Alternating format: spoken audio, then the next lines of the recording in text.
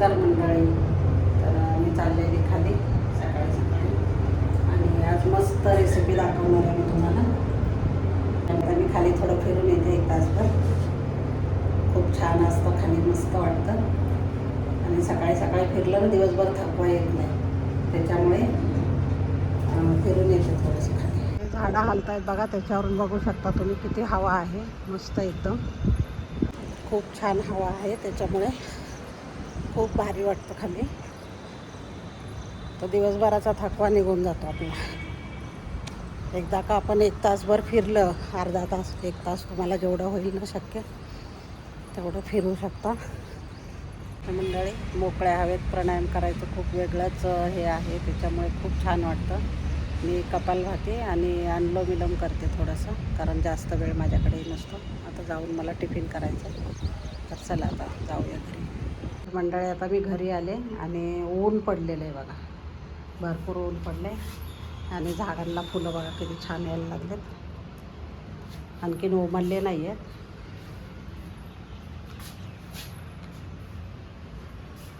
आणि गवार दाखवते मी तुम्हाला. गवार यायला लागले बघा, छोटी छोटी. हे तर छोटे छोटे लागलेले आहेत गवार. गॅलरीमध्ये माझी फेरी असतेच. चहा वगैरे पण आम्ही इकडेच घेतो रोज.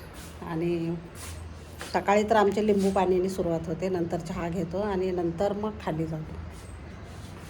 आणि नंतर मग आल्यानंतर पण मी गॅलरीत येते आणि भोपळ्याच्या बिया मी दाखवते. भोपळा पण लावलेला आहे, दोडका भोपळा, आणि कोथिंबीर लावलेली. इकडे पण कोथिंबीर लावली. हे अक्कानेच लावलं होतं सगळं. हे भोपळे वगैरे येत आहेत का बघूया, आल्यानंतर मी तुम्हाला दाखवेल कसं येतं ते. मी भोपळ्याचे थालीपीठ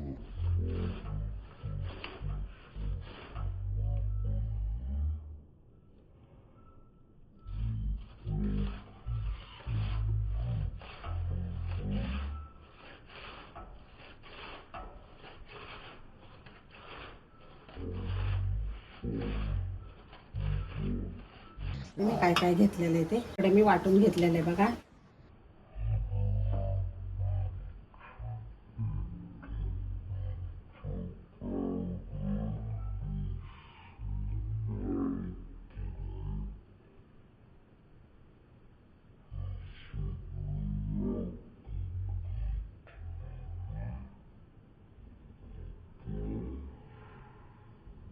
धपाट्याचं पीठ दाखवते मी. हे धपाट्याचं पीठ आहे, मी घरीच दळलेलं आहे.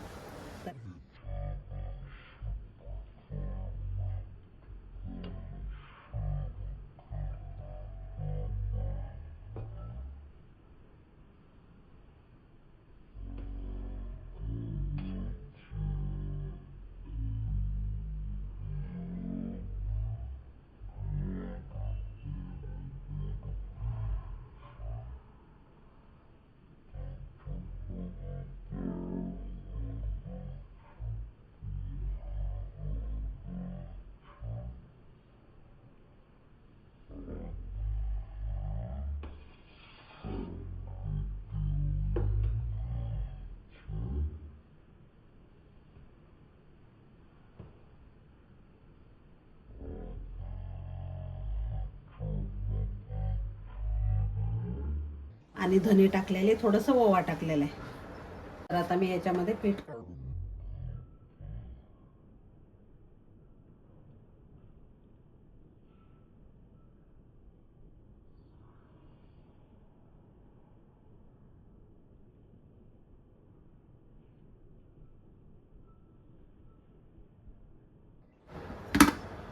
याच्यात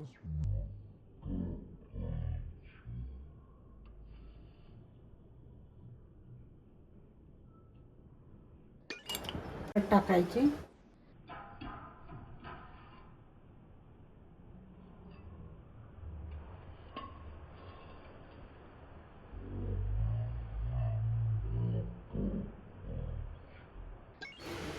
आता याच्यामध्ये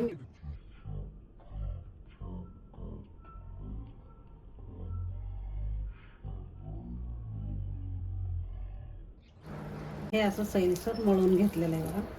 आणि भोपळा टाकत नाही, पण मी हेल्दी होण्यासाठी भोपळा टाकलेला आहे ह्याच्यामध्ये. तुम्ही नुसता कांदा वगैरे टाकून पण करू शकता, किंवा नुसतं जरी पीठ मळलं ना हिरवी मिरची वगैरे घालून तरी चालते. आता मंडळी एक गोळा घेतलेला आहे आणि ह्याच्यावर पेपरवर किंवा कपड्यावर पण तुम्ही हे करू शकता. हे पेपर घेतलेलं आहे आणि ह्याच्यावर पातळ थापून घ्यायचं. असे होल करायचे आणि तेल लावायचे थोडेसे.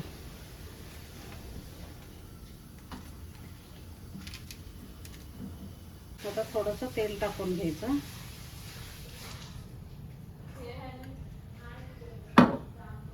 आणि हे टाकून घ्यायचं. परत थोडेसे तेल लावायचे.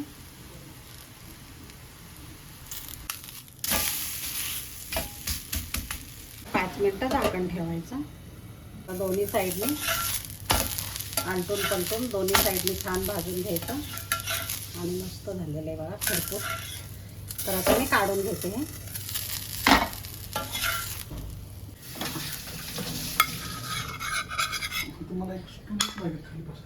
दुसरं पण टाकलं.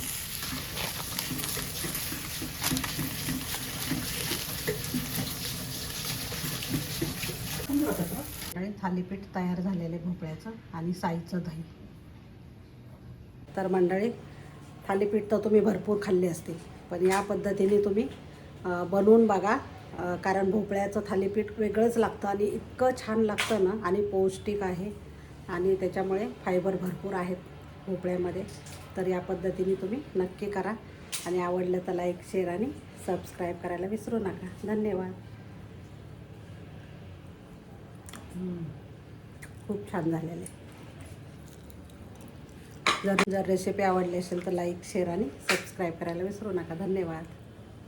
बाय.